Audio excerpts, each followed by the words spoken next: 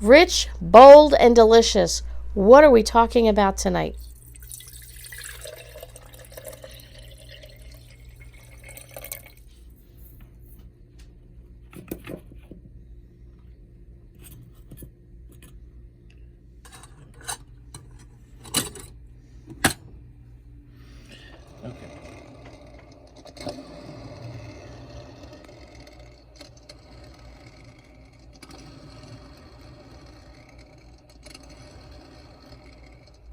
So, we've been talking about living frugal, cutting the grocery budget in half, all this good stuff, and I am a firm believer on being a smart shopper.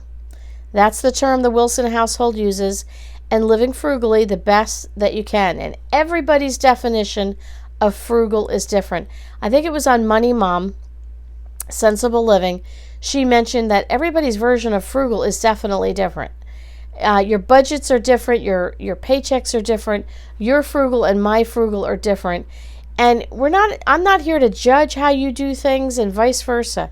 You do what's best for your family. And I want to live frugally as much as the next guy. And sometimes, Graham and I talked about, you have to invest now for the long term. So we decided to invest in a percolated coffee maker.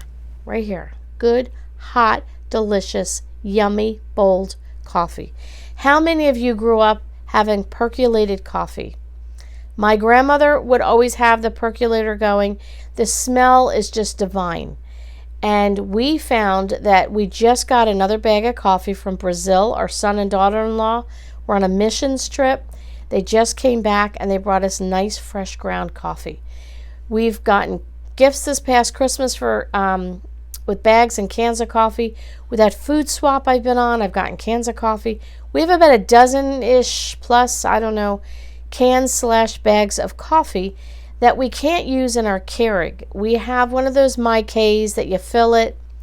You never fill it right, at least for us. We never get the balance right. It's never a good cup of coffee, and we gave up on that. So we decided enough is enough. We have this coffee. It's free coffee. It was gifted to us. We got it free in the swap. We haven't had to buy this coffee, but we have enough coffee to go for months without buying coffee. But we'd have to use either a Mr. Coffee or a percolator. I'm not a fan of Mr. Coffees. I just don't think it gives you that rich, bold flavor.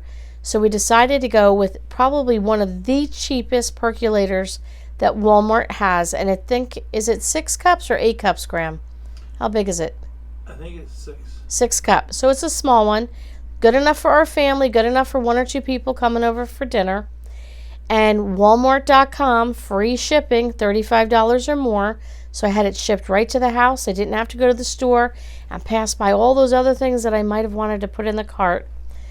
And it was great. So we got it. We made our first cup this morning. I took it to work. Oh, hot. I think I burned the top of my mouth. I'm not used to drinking that hot of a coffee. It was so good. So we're waiting to get our son from youth group, enjoying a nice hot cup of coffee now. I just wanted to jump on and say, you know, sometimes it's okay to spend money. We spent money on a coffee pot, different than the coffee pot we had, but we have all this free coffee. So for the money we invested now, we can for months go without having to buy K-cups or Keurig, you know, the little cups for the Keurig machine. If you've looked at the price of coffee, coffee is not cheap, but the bags and the cans of coffee are a whole lot cheaper than going with the K-cups and the fancier coffees. So we might have invested money. Some of you might say, Lynn, that's not being frugal. You know what? It's a one-time investment that's going to last us for many years to come. And we could probably go months and months. We could probably go to Christmas, is my guess, without having to buy coffee. So you know what? All those months are going to go by. I'm going to save on the budget. For what the coffee pot cost me, probably a month's worth, maybe 2 months worth of buying K-cups would have paid for the coffee pot. So there you go. So I started to think, like, what other things do I need to invest in? Maybe a little bit of money, maybe it's time, a little bit of elbow grease if I invest now for the long term that will help me live a better frugal life. Like this coffee pot.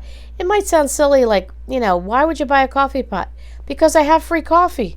So that is an investment on my part. Maybe there's another appliance that would be helpful. Maybe a bread machine that if you want to make homemade bread. We bought our bread machine for $2.99 at a thrift store. So you can get a bread machine at a thrift store. You don't have to go to the regular stores and buy it brand new. But we're going to be working on our garden for this summer. We're going to have to invest a lot of time and a lot of elbow grease, weeding it, watering it, trimming, pruning, all that good stuff, whatever needs to be done. But in the long haul, we'll have fresh vegetables that we can make a nice salad with, or whatever the case might be, or maybe can or freeze. We're going to invest some time going to the fields that are about 20 minutes down the road, where we can go to what's called a picket farm.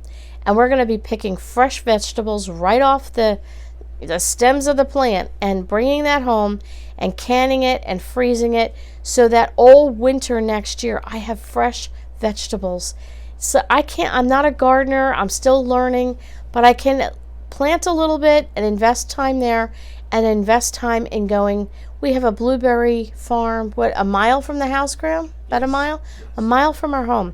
We're going to go blueberry picking. We're going to come back, make some jellies and jams, freeze some, have it for blueberry breads and all the rest of it.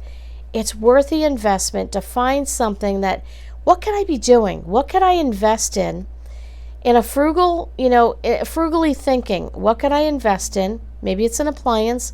Maybe it's some time and effort. Maybe it's a garden. I don't know. What could it be? What could you be doing? I just wanted to throw that out there.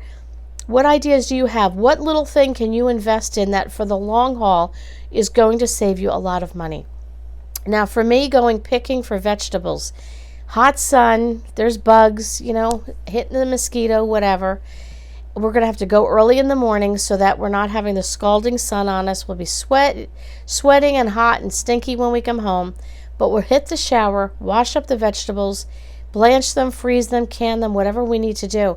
But if I do that a couple of times in the weeks, in the up and coming summer days coming, I will have fresh vegetables to last me all winter.